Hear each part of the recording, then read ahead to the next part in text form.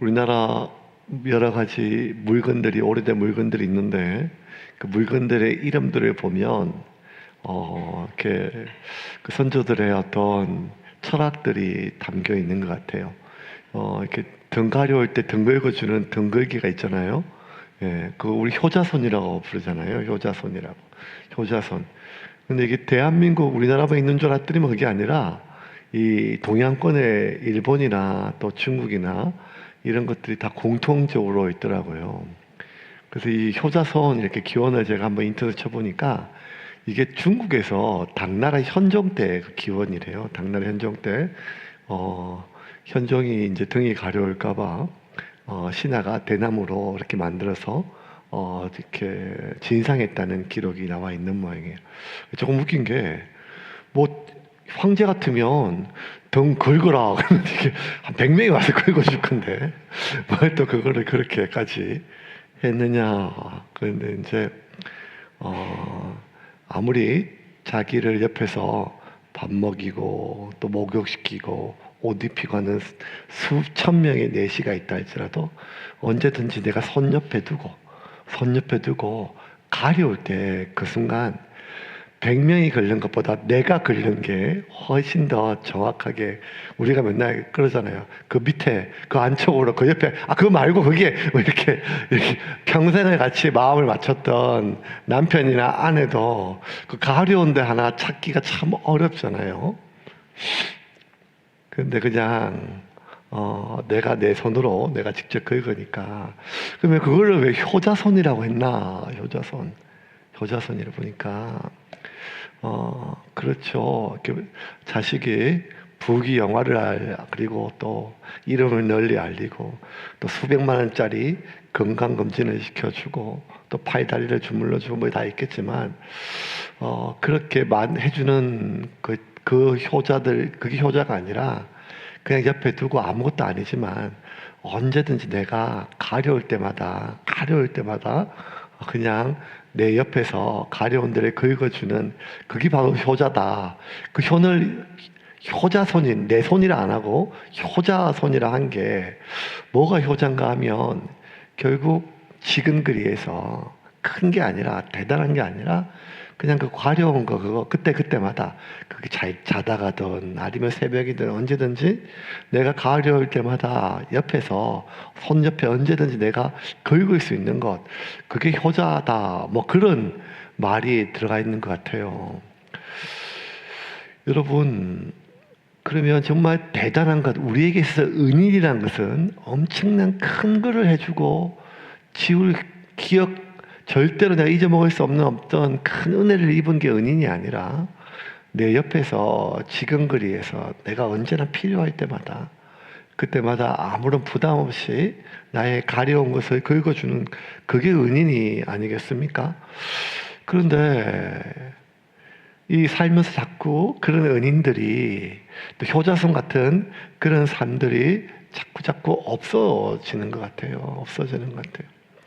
오늘도 이렇게 이제 기도해 달라고 이제 내일 병원에 입원하시고 이제 항암 들어가시는 어르신이에요. 오셔가지고 이제, 그래서 이제 먼 길을 계속 병원까지 왔다 갔다 하셔야 되는데 계속 걱정이세요. 그 어떻게 항암 주사 맞고 왔다가 갔다가 부산대까지 병원까지 왔다 갔다 하는, 그래서 제가 자녀분이 없으세요? 그러니까 아들 하나, 딸 하나 있는데, 뭐 이렇게 아들은 서울에 있고 또 딸은 또 뭐 울산에 있고 하니까 마지막 말이 참 제가 이렇게 좀 안 됐던 게, 결국 인생 혼자잖아요.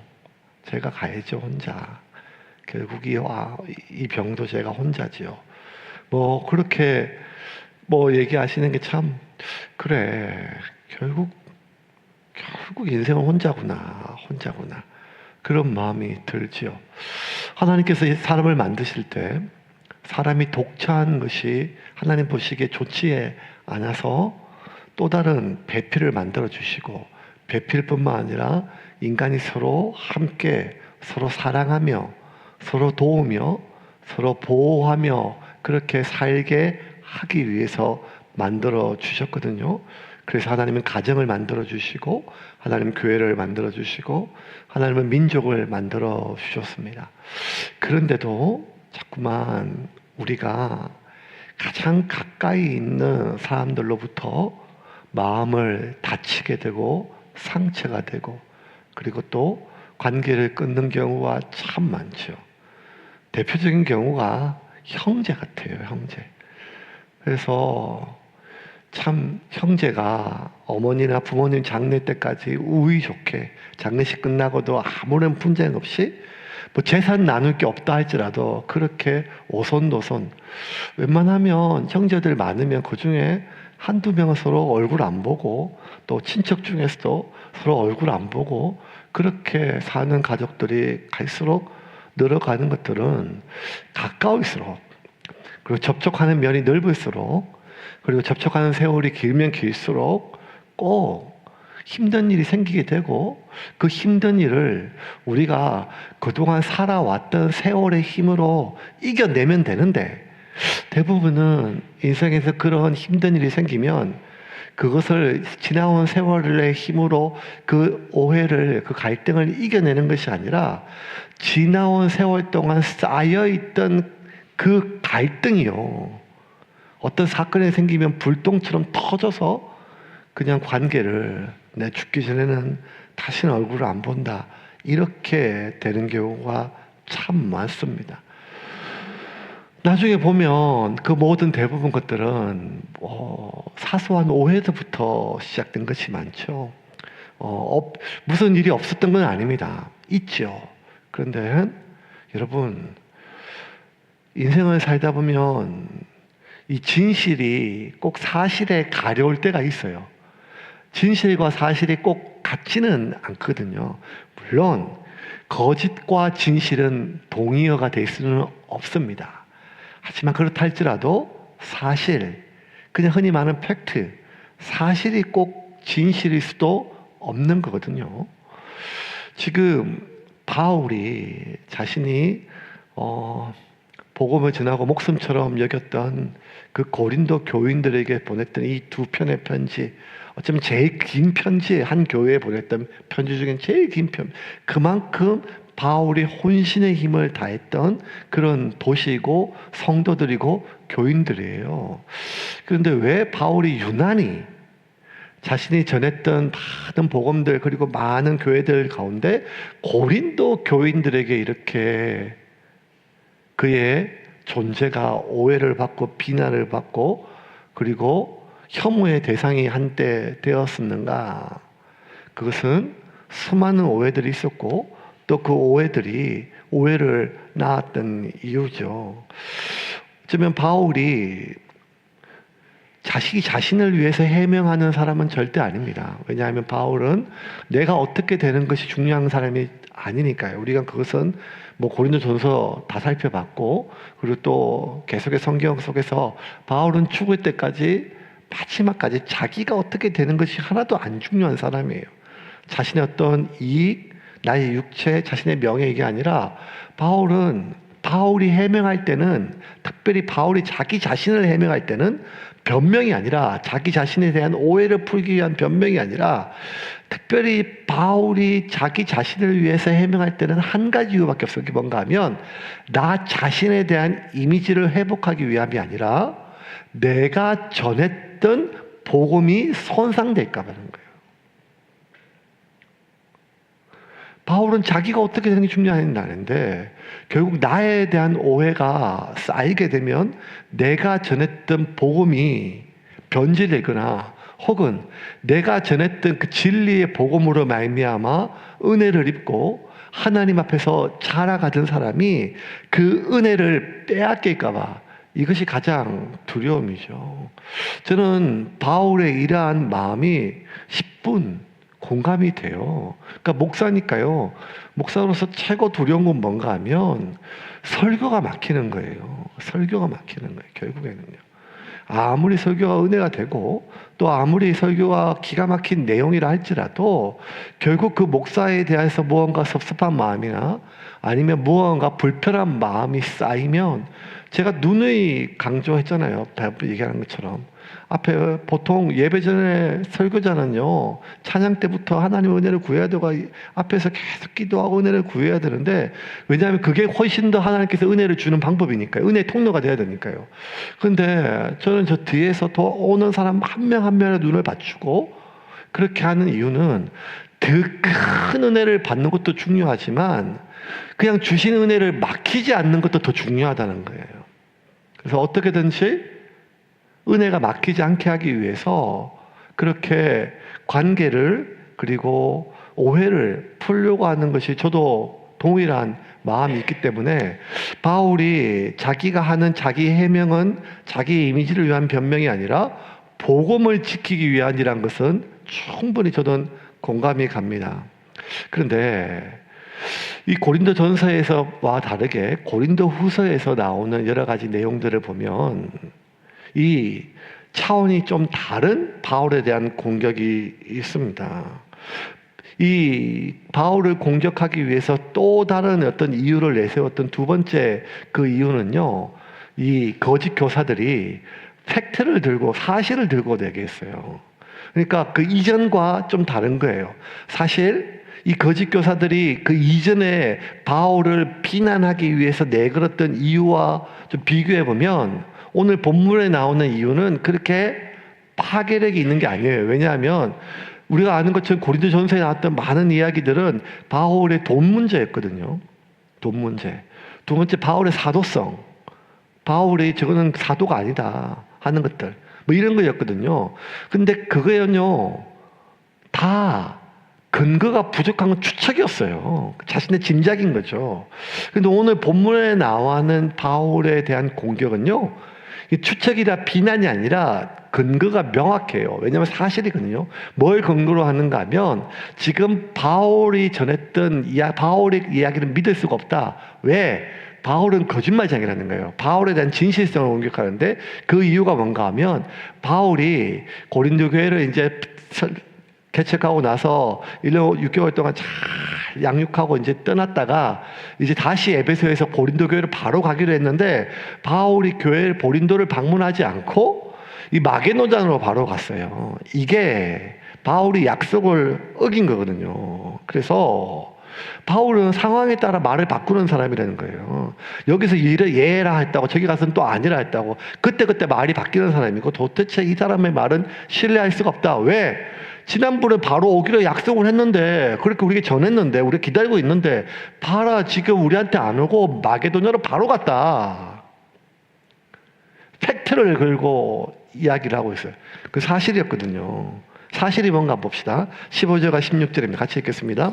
내가 이 확신을 가지고 너희로 두 번 은혜를 얻게 하기 위하여 먼저 너희에게 이르렀다가 너희를 지나 마게도냐로 갔다가 다시 마게도냐에서 너희에게 가서 너희의 도움으로 유대로 가기를 계획하였으니. 자, 잘 보세요. 여기서 바울이 원래 얘기했던 거는 뭔가 약속했던 건 뭔가 하면 이 3차 여행 가운데 에베소에서 바로 이 고린도는 그리스 남쪽이거든요. 그러니까 배로 고린도로 갔다가 원래 가려고 했던 마게도냐 그리스 북쪽으로 특히 인접지역 그쪽으로 가려고 지금 그렇게 계획을 짜고 일렀어요. 근데 두 번 은혜라 그랬잖아요. 두 번 은혜. 은혜란 말은 뭔가 하면 먼저 고린도 교회 처음에 갔다가 첫 번째 은혜를 입는다는 말은 뭔가 하면 경비를 좀 후원 받으려고 했던 거예요. 선교 경비를. 바울이 그런 스타일이 아닌데도 불구하고 이번에는 너희들의 도움이 좀 필요하다. 일체 자기가 선교하고 자기가 먹고 자고 하는 거 자기가 직접 일하고 직접 천막을 짜가지고 그렇게 살았던 바울인데 이번에는 그게 아니고 내가 너희들에게 은혜를 좀 입어야겠다. 날 좀 도와주라. 먼저 너희들을 갔다가 고린도에서 마게도냐로 올라가는 건 너희들이 좀 경비를 주라. 그리고 다 했다가 다시 이제 유대로 갈 때 다시 내려와서 고린도에 들으면 너희들이 이번에는 두 번째도 그때도 유대 땅으로 갈 배싹을 좀 마련해 주라는 거예요. 다시 한번 볼까요? 두 번 은혜를 입게 하기 위하여 먼저 너희에게 이르렀다가 너희를 지나 마게도냐로 갔다가 다시 마게도냐에서 너희에게 가서 도움으로 유대로 가기를 계획했다. 이제 이게 처음에 바울이 고린도 교인들에게 했던 2번. 이번에 너희들 2번 날 좀 도와주라. 내가 그렇게 먼저 너희들을 가겠다. 그랬는데 여러여러한 이유로 바울이 고린도를 가지 못했어요. 그냥 바로 마게도냐로 바로 갔어요. 이걸 보니까 이게 거짓 교사들에게는요 아주 호재가 됐어요. 왜냐하면 팩트거든요. 사실이거든요. 약속을 해놓고 약속을 어겼어요. 그래서 이전보다 더 강하게 바울을 공격을 합니다. 바울은 믿을 수가 없다. 그래서 바울에 대해서 이 사실에 대해 가지고 바울에 대해서 어떻게 구체적으로 공격을 하는가 하면 바울은 일관성이 없다는 거예요. 일관성이. 17절 말씀 같이 읽겠습니다. 이렇게 계획할 때에 어찌 경솔히 하였으리요 혹 계획하기를 육체를 따라 계획하여 예 하면서 아니라 하는 일이 내게 있겠느냐. 이게 그때마다 여기서는 예하고 여기 가서는 아니라 한다는 거예요. 온다고 해놓고 왜 절로 돌아가고. 바울은 자세히 봐라. 바울은 항상 말이 다르다.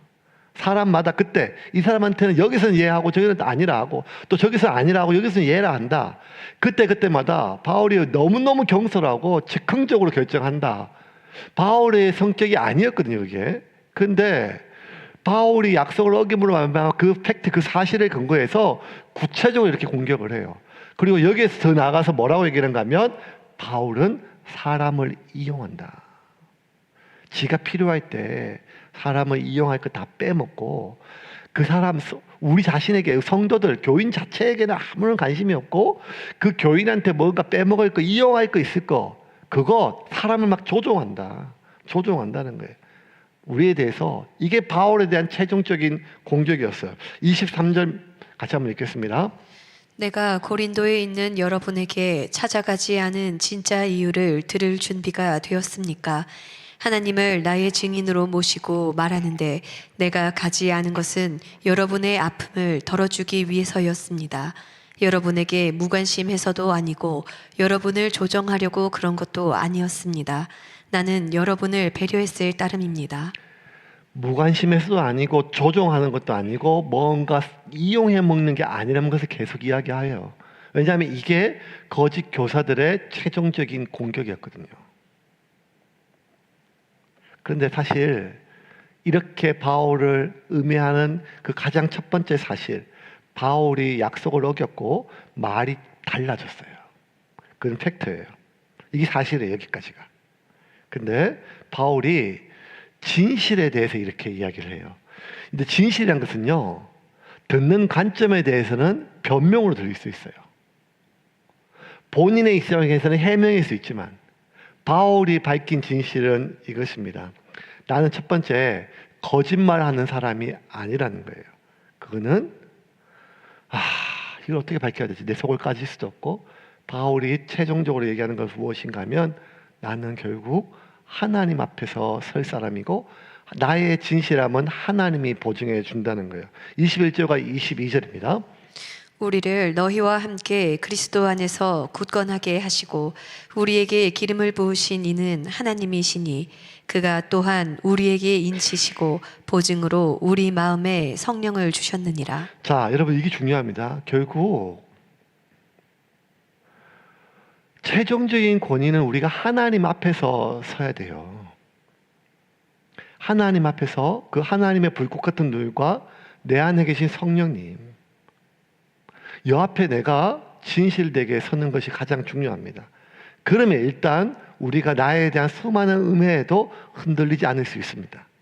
바울은 자기에 대한 모든 사람들의 지금 이야기가 고린도에 있는 사람들이 지금 자기가 지금 그 땅에 가 있는 것이 아니니까 들려오는 소식에는 온갖 불안한 얘기가 천지백갈이에요. 그런데도 불구하고 바울은 하나님 앞에서 내가 내 양심에 끄리낌이 하나도 없다는 거예요. 내가 진실된 것은 하나님이 보증한다는 거예요. 그런데 여기서 내가 무너지면요, 하나님 앞에서 내 양심 앞에서 내가 먼저 1차적으로 무언가 무너질 것들이 있으면 여러분, 나는 사람들의 말에 흔들릴 수밖에 없어요. 바울은 나의 진실함은 하나님이 보증한다는 거예요. 두 번째는 계획이 바뀐 것은 내가 그때그때마다 즉흥적으로 감정적으로 결정하는 것이 아니라 성령님의 인도하심에 따른 것이다. 더 나아가서 내가 너희를 귀하게 여기지 않거나 너희를 조종하거나 너희를 이용해 먹는 것이 아니라 오히려 너희들을 배려하기 위해서 너희들에게 바로 가지 않고 마게도냐로 돌아서 갔다는 거예요. 23절 말씀 다시 한번 읽겠습니다. 같이 읽겠습니다.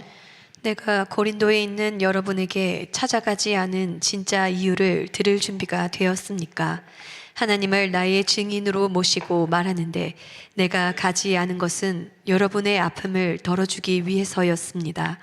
여러분에게 무관심해서도 아니고 여러분을 조종하려고 그런 것도 아니었습니다. 나는 여러분을 배려했을 따름입니다. 아픔을 들어주고 배려하기 위해서 그랬다는 거예요.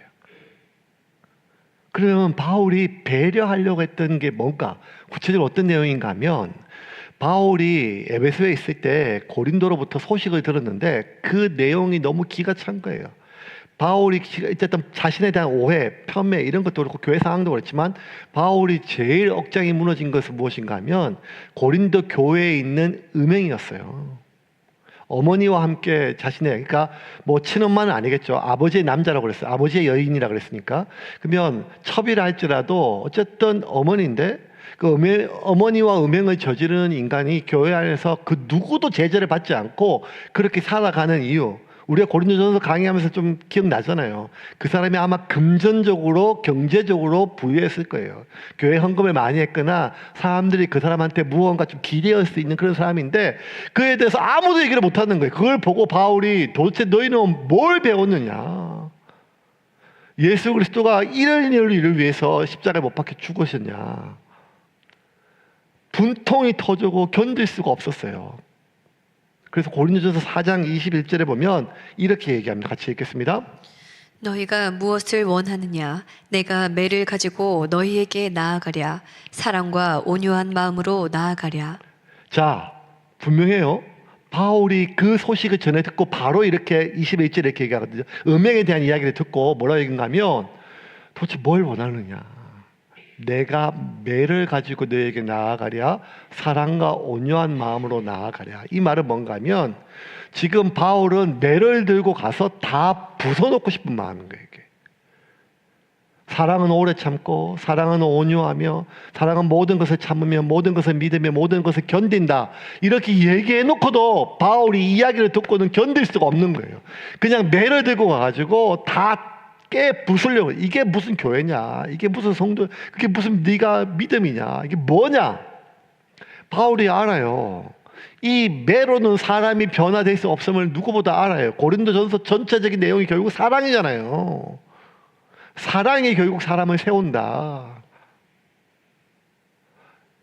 그렇게 불러주고 그렇게 믿어주고 그렇게 기다려줄 때 결국 그 때가 돼야 그 사람이 변화된다. 그때까지는 그렇게 불러주고 그렇게 믿어주고 그렇게 기다려줘야 된다. 이게 반복적인 내용이거든요. 이게 바울의 솔직한 마음이고 진심 어린 마음이에요. 왜냐하면 예수님이 자기를 그렇게, 하나님이 자기를 그렇게 기다려줬으니까요. 그런데도 불구하고 바울이 그 소식을 들었을 때 견딜 수가 없었어요. 자신에 대한 오해가 아니라 어떻게 복음을 듣고 교회에서 예배를 드림에도 불구하고 그런 말도 안 되는 짓거리를 하면서 그 누구도 교회 안에서 아무런 제재가 없음에 대해서 바울은 견딜 수 없는 울분 때문에 가서 다 엎고 싶었어요. 그래서 바울은 지금 이 마음으로 고린도 교회를 달려가면 자기가 어떻게 할지 쓴 비디오였어요. 전해드린 이야기는 명확했으니까요.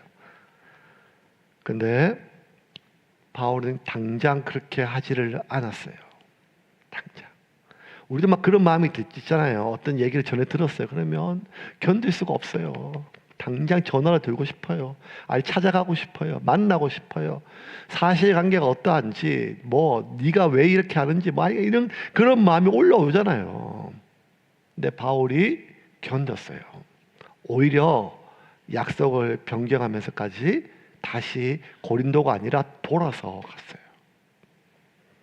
성령님의 인도함을 따라서. 왜요? 이게 중요해요. 이게 하나님께서 오늘 우리에게 주시는 첫 번째 메시지예요. 그게 뭔가 하면 고린도 성도들을 존중하기 위해서예요. 이게 첫 번째 하나님 오늘 내게 주신 메시지. 존중하기 위해서예요. 자기가 전에 들은 이야기는 전혀 이 사람들을 존중할 필요가 없어요. 아니 존중해서도 안 돼요. 오히려 나의 존중이 이 사람들의 이런 패역함, 부도덕함, 비윤리적임을 더 악화시키는 것처럼 여겨져요. 이것들은 존중할 대상이 아니라 매로 다스리고 비난하고 꾸짖어야 돼요. 그런데 바울은 이들을 존중하기 위해서 당장 달려가지를 않았어요. 여러분, 아무리 생각해도 이해가 안 됐어요. 아니 왜 나에 대해서 이렇게 평가하지? 나하고 지낸 세월이 그렇게 있는데, 아니 이런 말도 안 되는 거리로 바울이 정말 이해가 안 됐어요. 아니 어떻게 그때 받았던 은혜가 진심인데, 정말 예수를 믿었는데 어떻게 이런 짓거리를 행하지? 교회 다닌다고 하면서. 아니 신앙 연수가 몇 년인데 어떻게 이런 말도 안 되는 짓거리를 하지? 바울이 아무리 몇 날 며칠을 생각해도 용납도 안 되고 동의도 안 되고 이해조차 안 됐어요. 이해도. 그런데 바울이 이해되지 않았을 때, 그리고 명확하게 확신이 떠올랐어요. 이건 안 봐도 비디오예요. 이건 반드시 징계하고 비난하고 깨야 돼요. 매를 들고. 근데 바울이 선택했던 것은 존중이었어요. 왜? 이해할 수 없으면 존중하기를 결정했기 때문이에요. 여러분, 우리가 인간관계를 맺고 오랫동안 알다가 어떤 사람이 내가 알던 거하고 전혀 다른 반응이나 혹은 다른 말이 전해져 올 때, 그냥 우리 안에 1차적으로 들어오는 생각은 화가 나죠. 동의할 수 없어요. 이해도 안 돼요. 그러면 우리는 어떤 행동을 취할 수밖에 없죠. 그런데 이해할 수 없다 할지라도 먼저 존중해야 돼요. 더욱이 그 사람의 말이, 그 사람의 행동이 존중받기는커녕 비난받아야 마땅함에도 불구하고 이해할 수 없다면 존중해야 돼요. 왜? 이해할 수 없기 때문에 위험한 거예요. 이해할 수 없을 때 반드시 인간은 오해하려고 해요. 오해. 마치 이런 거와 똑같아요, 여러분. 우리가 맹장 있잖아요. 맹장 제가 걸려보지는 않지만 맹장 너무 무지무지 아프다고 하더라고요. 무지무지 아프다고 하더라고요. 그러니까 한 2년 전에 이렇게 갑자기 돌아가셨던 숙소에 같이 있었던 형님이 있었어요. 목사님. 그때 우리 교회에서도 그 사모님 계속 이렇게 구제로 섬기고 있는데, 그 형님이 얼마나 좀 우직했는가 하면 배가 너무너무 아파가지고, 너무너무 아프면 빨리 병원에 가야 되는데 몇 날 며칠을 참았는데, 그냥 참는 게 아니라 어릴 때 배가 아프면 할머님이나 어머님이 따뜻한 걸로 배를 이렇게 해주셨대요. 그래가지고 하루나 이틀을요 다리미로 배를 이렇게 하셨대요. 계속. 그 맹장이 지금 곱는데 그래가지고 더 이상 견딜 수 없을 정도가 돼가지고 병원 가니까 이게 터져가지고 복막이 다 터져서 그냥 죽기 직전이었던 거예요. 완전히 감염이 돼가지고. 그래서 그 뒤로도 그냥 제가 얼마나 구박을 하고 같이 있었던 목사님들이 이렇게 무식하냐, 그 알지? 배가 아프다고 다리미로 21세기 이게 무슨 말이죠? 맹장은 아무것도 아니래요. 아프지만 병원 가서 그냥 잘라내고 그냥 지방에 있는 병원 가서 해도 아무 문제가 없는데, 문제는 이게 다 농해가지고 맹장이 터져서 복막염이 가면 위험하다더라고요. 그때 사람이 죽을 수가 있다더라고요.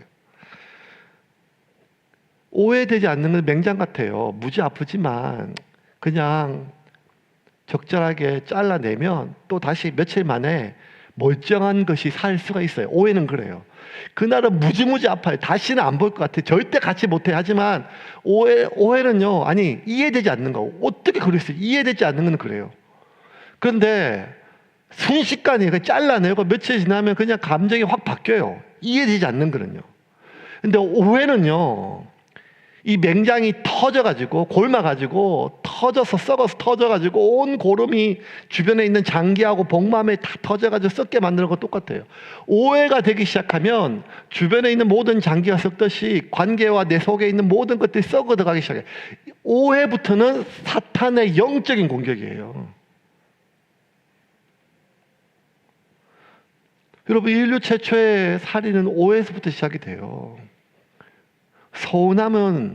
서운함으로 끝나지만 오해가 됐을 때 형이 동생을 죽이게 됩니다. 오해하게 되면 나에게 가장 충성스러운 신하가 나를 가장 미워하는 인간처럼, 나를 가장 위협하는, 나에게 가장 충성스럽고 나를 가장 지켜주는 신하가 나에게 가장 필요한 사람이 나에게 가장 위험한 사람처럼 보이게 돼요. 가인에게 다윗이 그랬잖아요. 그리고 이해되지 않음에서 오해로 갈 때 반드시 영적인 공격이 시작이 됩니다. 오해는 이해의 결핍이 아니라 신뢰의 결핍이기 때문입니다. 만약에 우리가 어떤 그런 상황에 놓였을 때 저도 안 되지만 끝까지 노력하는 건 뭔가 하면 첫 번째 반응은 이겁니다. 전해들은 이야기일 때, 대부분 전해들은 이야기일 때 첫 번째, 그럴 리가 없다라는 거예요.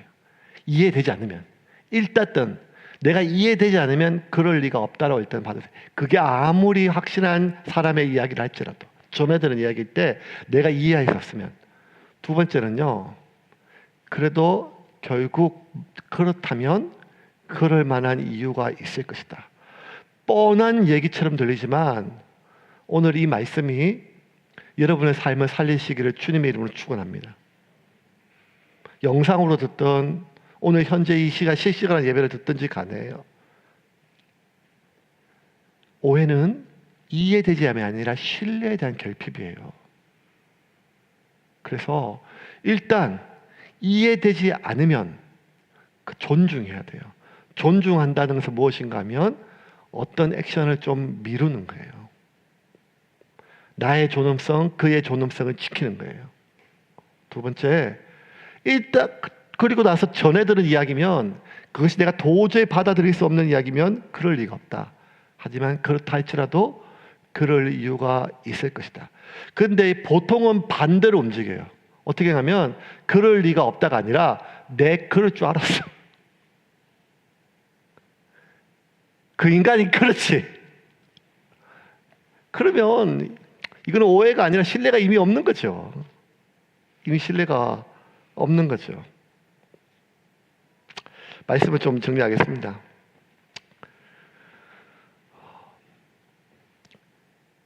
이 바울이 왜 끊임없이 오해에 대해서 경계하고 조심을 하고 교인들 조심하고 자기도 그렇게 하는가 하면 자신이 제일 오해했던 대상이 예수였거든요.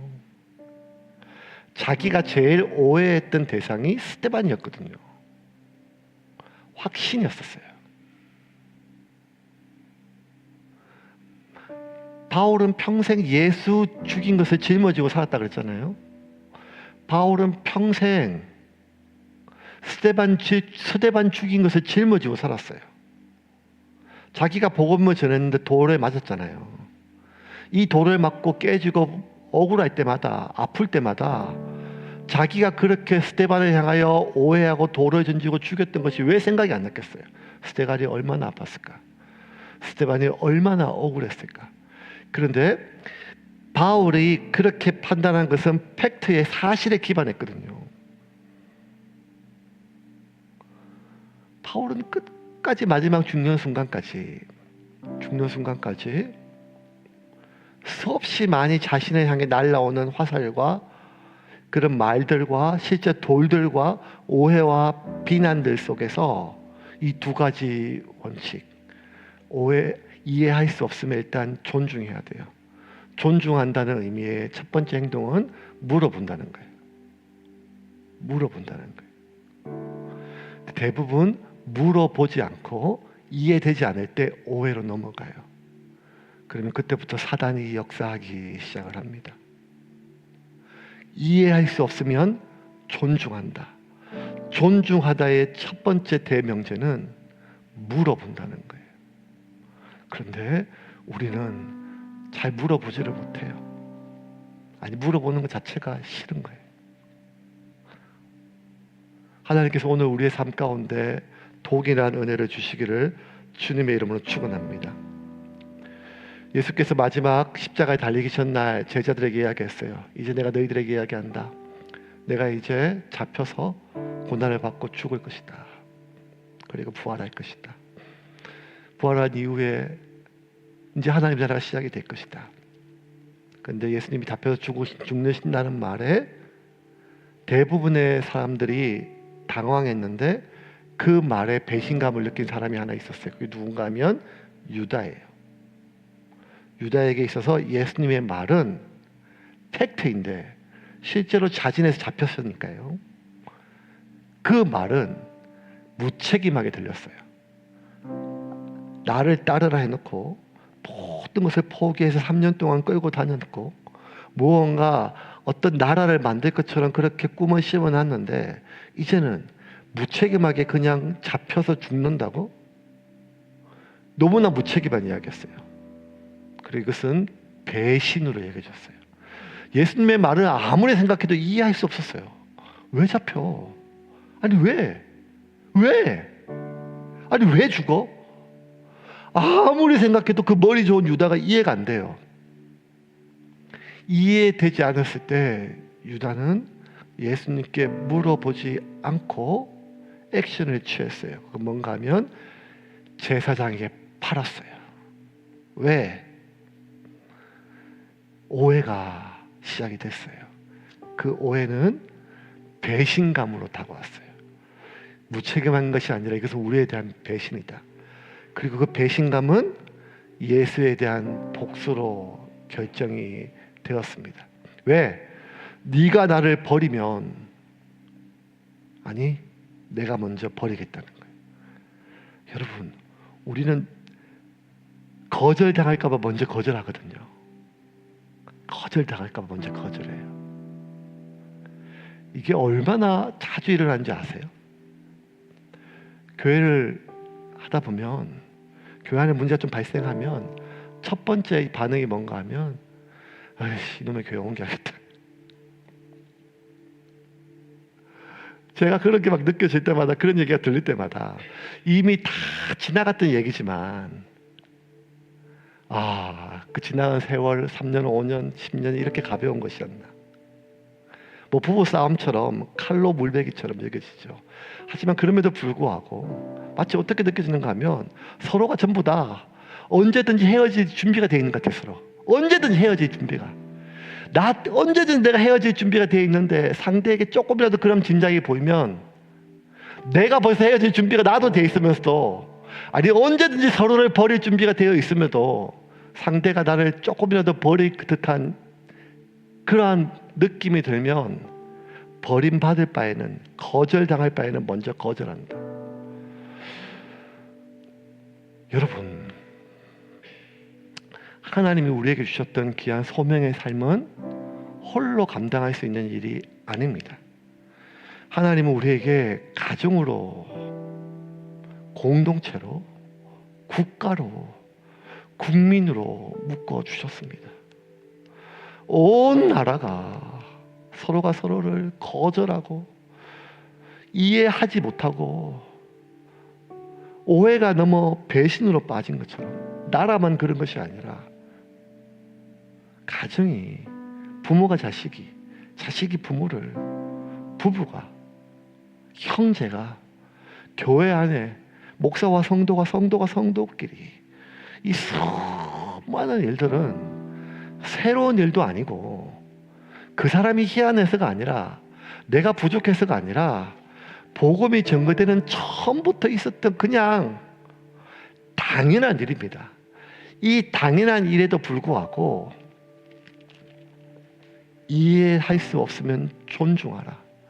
존중하는 것은 물어보는 것입니다. 오해하는 것이 아니라. 이거 한 가지만 지킨다 할지라도 하나님은 그 가정을, 그 부부를, 그 부모와 자녀를 그 교회 공동체를, 그 성도와 성도의 관계를, 그 가족을 지킬 수 있음을 믿으시기를 바랍니다. 그렇지 않으면 결국 속이고 빼앗고 죽이는 사탄의 그 수많은 계략대로 하나 남는 것 없이 홀로 편하지만 고독하게 살 수 없는 것이 우리의 인생인 것입니다.